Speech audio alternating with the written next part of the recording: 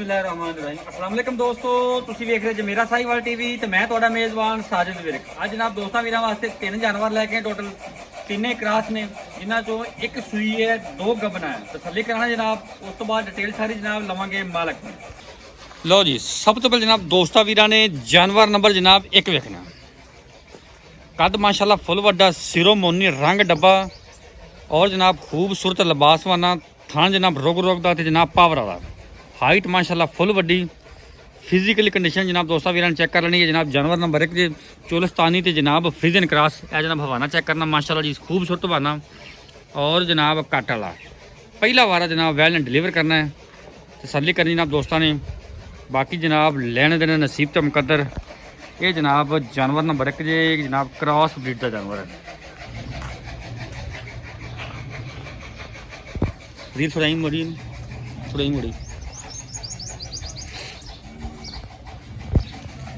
Total जनाब जानवर तो 5-6 खड़े हैं, लेकिन जनाब आज सिर्फ 3 जानवर की वीडियो है।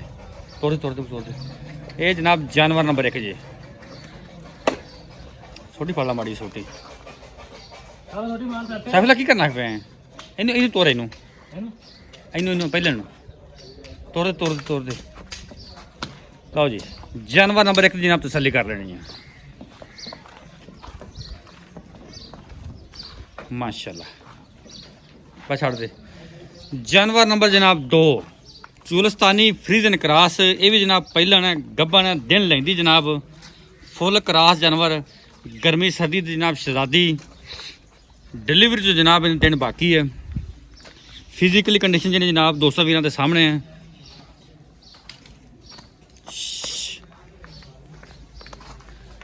माशाल्लाह जी, खूबसूरत लिबासवाना थान पूरा कटिया हुआ है जनाब।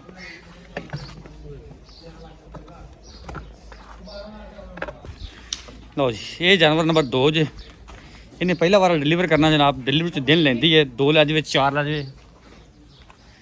बाकी जनाब गर्मी है कि 2-4 दिन उत्ते भी लै सकती है।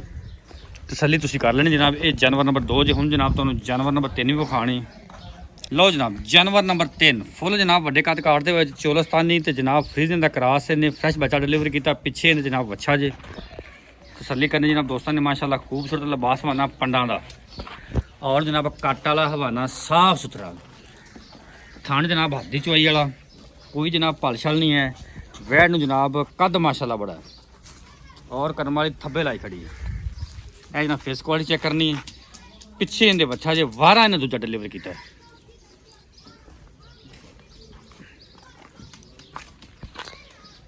तसल्लियां करनी जनाब माशाल्लाह। थोड़े फ्राई कर दे।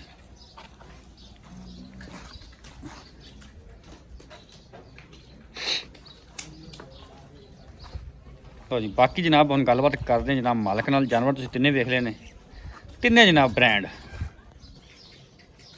यह जनाब जानवर नंबर 3 जी। बाकी जनाब डिटेल लेना जनाब मालक चौधरी साहब। जानवर नंबर 3 है जो जानवर सूई है तोरी माड़ा जा पहला दूजन दूसरा वारा सुई भाई। हाजिर मौके दुध दिन ते किन्ना जरा 2 टाइम नहीं कोई 2 दिन भी चोवे दुध गां को पूरा दिन भी कोई 10 दिन भी चुग जावे। 28 तो 30 लीटर मौके ते चवाई करा के देंगे। पीछे बच्चा जे आई चौथा पंजवां दिन जे सुई। पंजवां चौथा दिन सुई नू 28 लीटर दुध पक्का। हां जी भावें जिन्ने टाइम मर्जी चोवे। 5-7 दिन जे 10 दिन रह के चल जाए कोई हाल नहीं। ओके होगा बहुत। बाकी गर्मी सर्दी की कोई टेंशन नहीं। बिल्कुल सही। अच्छा दूसरा नुक्स साहब की गारंटी की गलबात इनकी पक्की ठक्की जी। 7,20,000 जानवर नंबर 3 का प्यार मौके तो होगा जनाब। जानवर नंबर 2 आ गई पहले। हाँ जी ठीक है। डिलीवरी च कोई 8 तो 10 दिन बकाया जी। पहले वैर ते डिलीवरी 8 तो 10 दिन बाकी अल्लाह दे हुक्म नाल पहले हो गए 28-30 लीटर दूध मारे जी अल्लाह दे हुक्म नाल इंशाल्लाह जी। मारना भी चाहिए। हां जी। अच्छा इनकी की पक्की ठक्की दी गल है। इहदी डिमांड होई है 7,20,000 7,20,000 बाकी प्यार मोहब्बत मौके ते मौके ते करांगे जी। ठीक। दिन कितने लेंदी है? दिन 8-10 दिन कट जाने भाई। दिन 8-10 दिन कट दी जनाब। लो जी ये फुल वड्डी है हाइट ते ये नहीं कि छोटियां नहीं फुल वड्डे कद कर देगा माशाल्लाह।